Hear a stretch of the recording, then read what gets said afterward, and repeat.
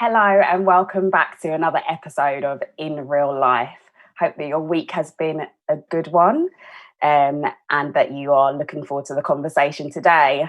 Hi Pete, how are you?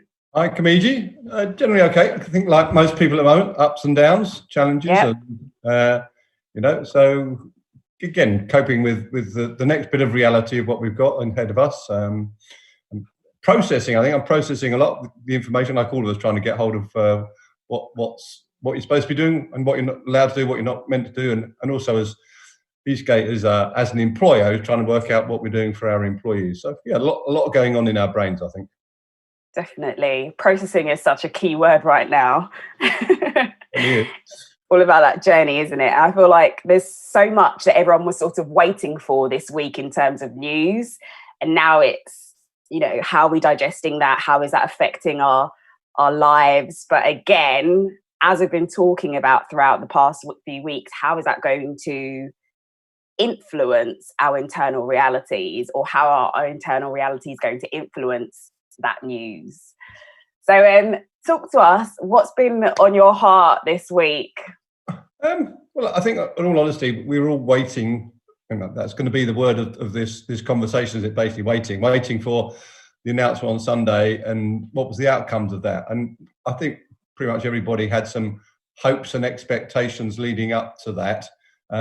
Probably not all of which were met at that moment in time. Certainly, I think I was hoping that I might actually be able to be seeing my grandchildren. Do you see what I mean? And giving them a hug rather than seeing them from 2 meter distance and that sort of thing. So I guess we're all processing that, and I think all processing probably a level of disappointment at the moment, because I think we would have been hoping for more, because that's the nature of hope, is that you're hoping for an end, product where you actually get out to the place where you really want to be, and that's one of the things that I've been thinking about a lot. And you and I have talked a bit about it so far, but what does hope really look like?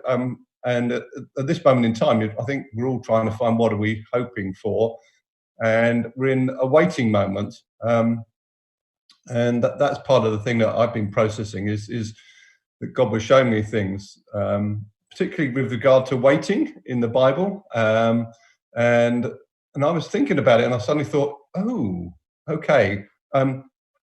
Because hope is actually literally is waiting for the future to arrive, isn't it? So hope involves waiting. And I thought, now we're used to a hope that is sort of quite instantly achieved. We live in a very instant society, where we expect to be able to turn up and get a coffee in a cafe like that, and we turn on we can microwave something, we can turn our computer. All of it is very, very quick and instant. And so I don't think we're so used to waiting a length of time, and I think that's true in the Christian world, and I think we're rediscovering something about that. Definitely. The word waiting is something which I find really challenging. I always have, but I actually only realised how much I hated waiting a few years ago. And my family were like, "You've only just realised that you're impatient." But it was a really good revelation for me, because I started to recognise the link between waiting or not waiting and certain feelings like, not wanting to wait, and feelings like disappointment. Yeah. And you shared this hope word with me last week, and we got really excited about sharing it today. And I just started feeling a new capacity to hope, because I knew that the waiting wasn't redundant. I knew that the waiting didn't have to be linked with frustration, like solely linked with frustration. It could be linked with hope. I'm building my hope.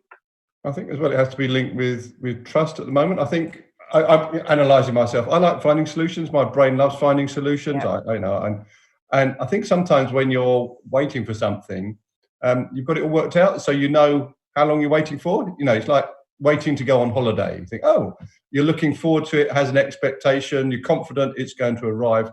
Then, well, that's a level of hope, which is great. So you're hoping to have a great holiday, but there's a level of confident expectation that's attached to that, that's within our own understanding. I think this is stretching us out of our own understanding, because I'm looking for, I don't I don't know what's happening. When's the end going to come? And Yeah. I think we like things to be in the level of our understanding and control, and it's easier to get peace in that place. And I think at the moment we're having to learn, and it's a massive battle to get the peace that passes understanding, because we like to understand, which is forgive the pun, but understandable. So when we can't understand and we don't know the timings, I think it's a bigger battle.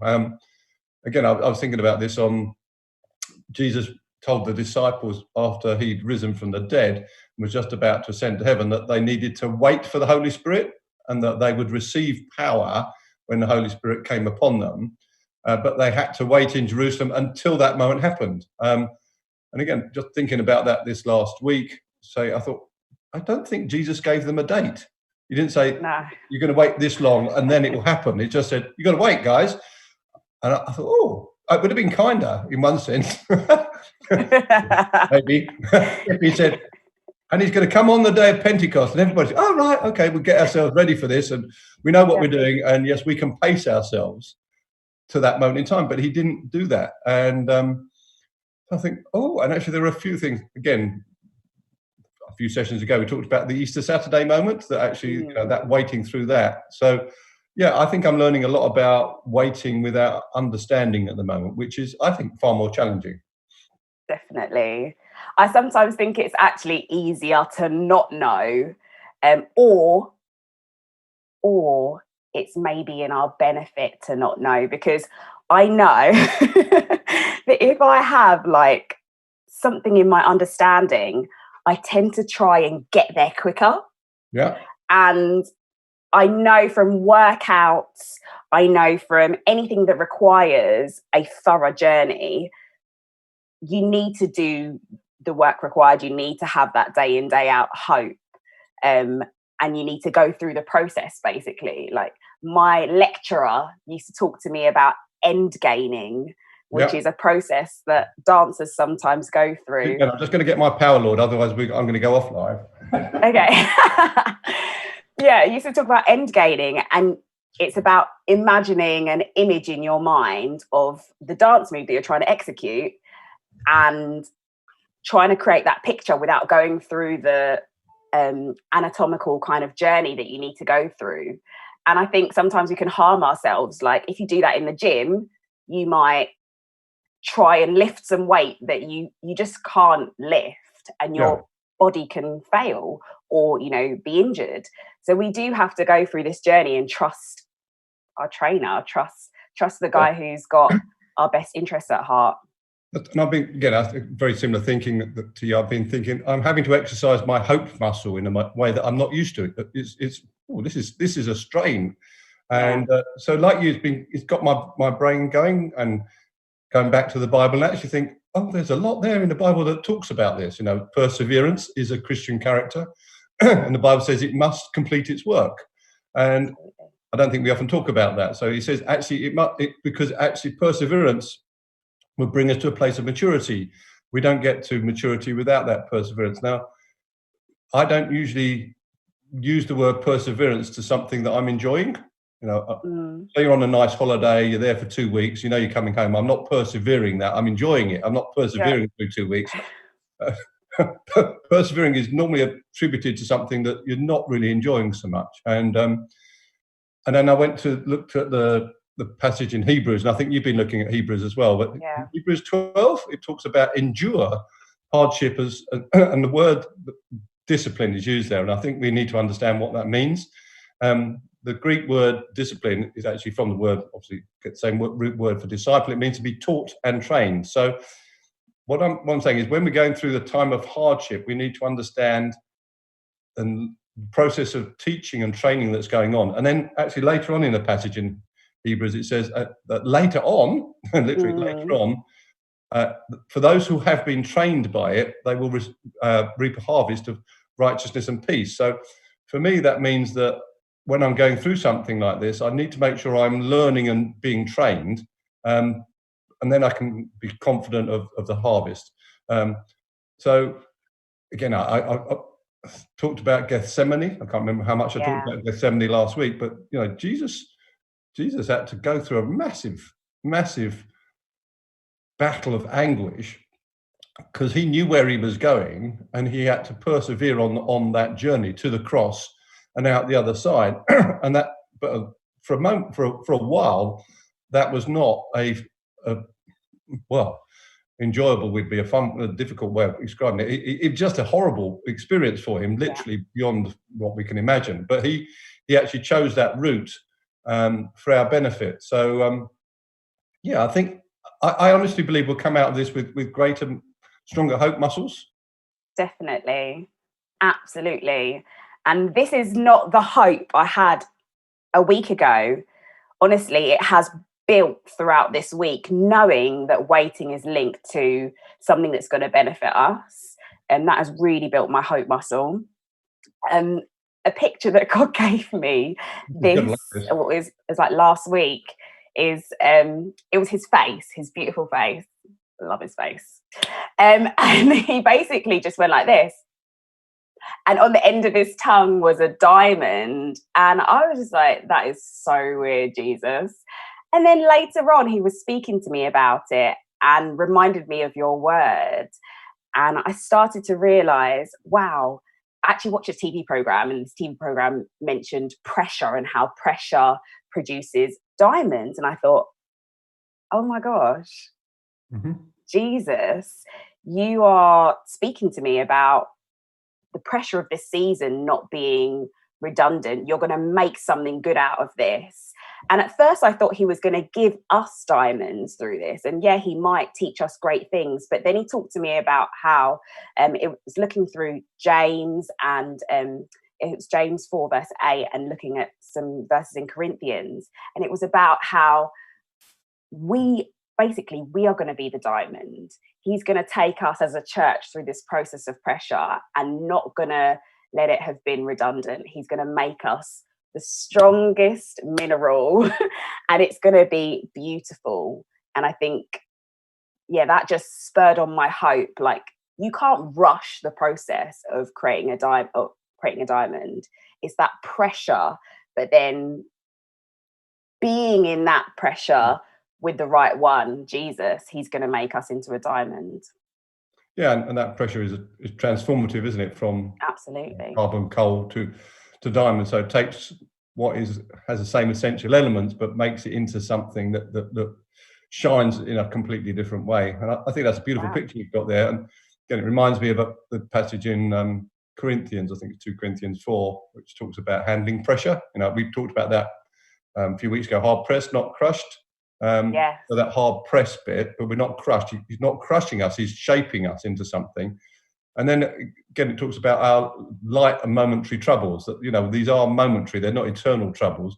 But it says what they do is they achieve for us an eternal glory that far outweighs them all. So it's one of the verses I go back to. I think, okay, whatever weight of pressure is on me right now, actually there's in heaven, there's something that outweighs that as a reward waiting for me. So that's a good news. Now that's I think that's another aspect of hope that we have to have as Christians. Is some of our hope is placed outside of this mortal life. We have an eternal hope.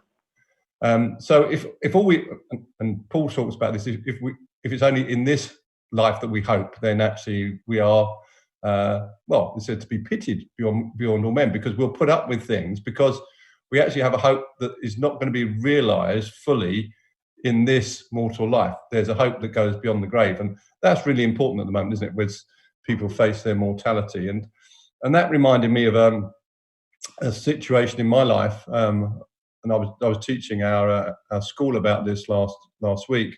It just came back to my mind, and because I guess this period of time is just reminding me of a period when I went through a pressure, and it was when I was just 27 years old.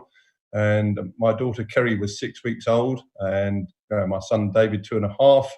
And basically, I had a cancer scare. Without going into all the details, a significant cancer scare, one that would have been literally life-threatening. If it had been true, I might well have been dead within 5 years. And I had a test. It was actually in the hospital I was working in. I went and had a test. And they said, come back next week for the results. And I thought, next week, that's a long time, 7 days, 7 days. And I went home that night, and fortunately I wasn't on overnight duty for a few nights that week. And I went home and I couldn't get to sleep. So I went to bed. I was tired, but I couldn't sleep. This was on my mind. And I just paced the floor all night, really, and going from bedroom to bedroom, looking at Kerry in her cot, David in his bed, Kim there. And I think, I want to grow up and see my kids grow up. I want to live to see my kids grow up. I want to grow old with my wife. I want to, all these things. I think, and I got no sleep at all that night. Went to work the next day, came back, second night, exactly the same, no sleep. And I'm not exaggerating, not 1 wink of sleep. So, because my mind was completely preoccupied, and I certainly didn't have peace. I just did not have it. And and then on the third night, I was battling, and about 3 o'clock in the morning, I came to, obviously I was talking with God through all this time, but it wasn't a happy conversation. And eventually I said to God, okay, this is the deal. I'm going to trust you that if I die, you will raise my family in a way that I could have never imagined. It will go beyond that. Now, what was interesting, it seems farcical, but as that happened, the peace of God literally descended upon me and enveloped me in a way that was beyond natural. It was supernatural. That was a peace that passed understanding. As I decided at that moment, I was ultimately going to trust God. And that peace has remained with me. And having fought that battle, I would say that is the way I've lived in that peace for the last 30 odd years. Yeah. That battle then, when I strengthened that muscle right then, that was became my new normal. At the moment, I feel like I'm having to do that battle again to gain another new normal. In all honesty, the battle for peace in my heart and mind is strong at the moment. So I understand that. But so I think that's what we're going through. But what I do know is if we go through it well, coming out the other side, we will have a diamond that will remain. Yeah, so good. Oh my gosh, thank you for sharing that. That is an intense situation to go through. And the one word that stands out in my mind is trust. That moment, I think, even though we're not you and we couldn't imagine what it was like being in your shoes at that time, I feel like as soon as you said to God, I trust you to bring up my family, it's that hope that you're putting in, like, outside of yourself, basically, and in a time and place where you might not even have been. And essentially, I think sometimes we're scared as Christians, or just as humanity, to go, do you know what? I trust beyond what I know to be my capacity to make happen. And that is the beauty of a real trust relationship. And I think that's what we all desire with God. And I think if we have an opportunity right now to do that, thank you, Lord, for that opportunity. Because in the end, getting emotional, our reward is Him, and it is in eternity.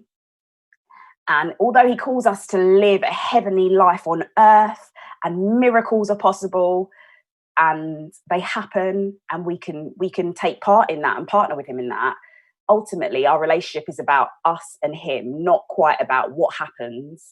And I just bless everyone with that same level of hope, and that same type of hope that's in eternity as well as here. I think people need to hear that right now.